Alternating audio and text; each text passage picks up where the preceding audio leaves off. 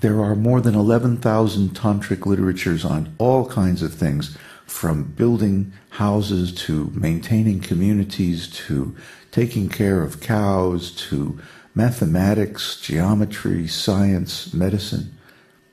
Trying to practice Tantra without first reading the Tantras is ridiculous. I suppose some people will say or believe anything to justify their sex addiction. But Tantra is much, much deeper than that. Tantra is a gateway. If you master Tantra, you can travel to any planet in any dimension or universe and transfer your existence there. It's a vehicle. But that kind of misunderstanding is bound to happen when we take highly technical information out of its proper context. Imagine trying to read a computer manual or a modern novel to an Amazonian tribal hunter. What kind of understanding or meaning do you think he'll get out of it? He will certainly misunderstand it. The material is based on a context that he has had no contact with whatsoever. Trying to practice yoga and Tantra without studying the Vedas is the same kind of thing. Understanding and apprehending the full value of these great Vedic traditions and their powerful practices requires us to place them in the proper context, and that context is the Vedic literature, and beyond that, the esoteric teaching. So, context is a very important part of any kind of learning, any kind of study. But it's especially important in terms of a ontological study like the esoteric teaching. We cannot understand the true nature of consciousness in a materialistic context. We are putting the object into a context in which it is not fully revealed. In fact, it's distorted and covered. To understand consciousness, to understand ourselves, we have to view the subject in a context which contains sufficient categories to reveal it completely. We have to study it with a sufficiently powerful ontology to reveal all of its subtle nuances and different hard-to-get-at features. Just like a complex computer program. If you don't read the manual, if you just try to figure it out on your own, it may take you a long time.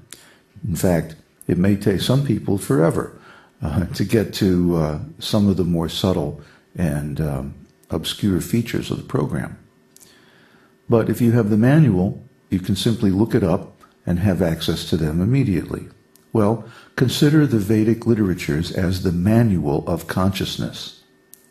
They describe everything about it, its background, where it comes from, how it's composed, how it develops, what are its different changes, and so on and so forth. So, yoga, tantra, and meditation are ultimately about consciousness. They are sciences of transforming consciousness in different ways. So if we try to study these things without reference to the Vedic background, if we try to study them from a psychological point of view or a Western physical science point of view, we'll get them all wrong. And we have. We can see in the Western practice of yoga and tantra a complete distortion of the original Vedic point of view. We went to India and we studied for many years. We had full access to the complete texts of the Vedas and the Tantras. And what we found there was completely different than what we had experienced on these subjects in the West. Why is this? Well, we'll go into that very deeply in future sessions, how this situation came to be, because that's an important knowledge to have to unraveling the original meaning. So it's just like we receive a book that's written in a foreign language, a language that we don't know and have never heard spoken. So without a dictionary, or a book of grammar of that language, how can we ever understand the book? Yoga and Tantra, meditation and Samadhi, different Vedic arts and sciences are like that. They are literally in a foreign language, Sanskrit, and that language is a very sophisticated language, far more deep and complex than any Western language. If we don't understand the source culture, if we don't unravel the structural assumptions that go into creating Sanskrit literature, then how will we ever understand the sciences developed using Sanskrit, or the poetry, or the rituals that are recorded in Sanskrit? So there has to be some cultural education involved in the study of yoga and Tantra and so forth. You can't just take the practices artificially outside. This is a very kind of reductionistic approach to the subject.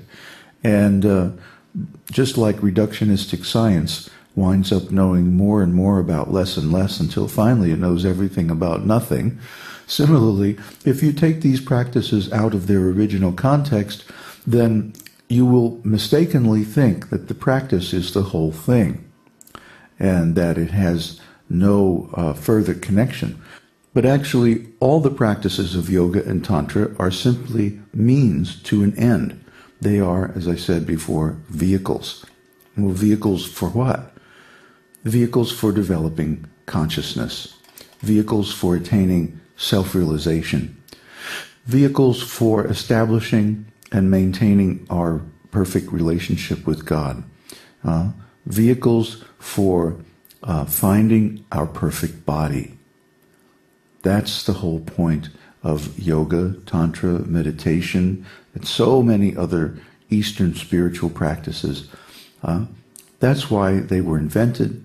That's why they were brought to the West, was to give us a chance to actually develop these things. But we cannot develop the higher aims of yoga practice, having to do with consciousness and so forth, unless we understand what consciousness is.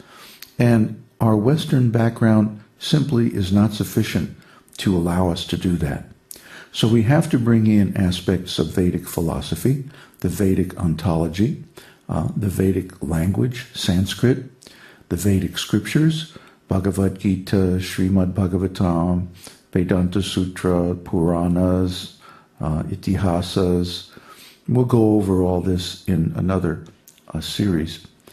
But without these literatures, there's no hope of our understanding the original purpose of all these sciences. So I want to impress upon you that so far, whatever we know about yoga, Tantra, and so on in the West is very restricted by the fact that we have taken these practices out of context.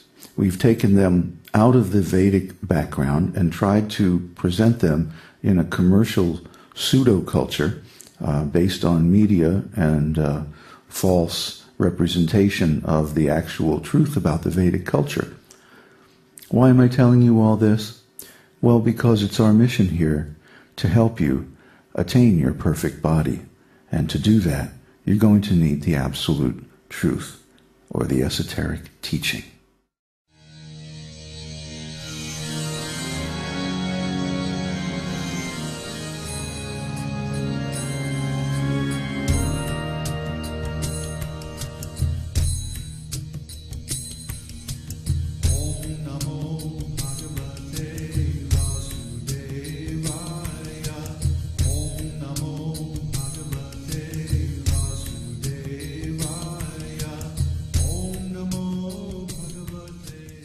We hope you've enjoyed this edition of My Perfect Body.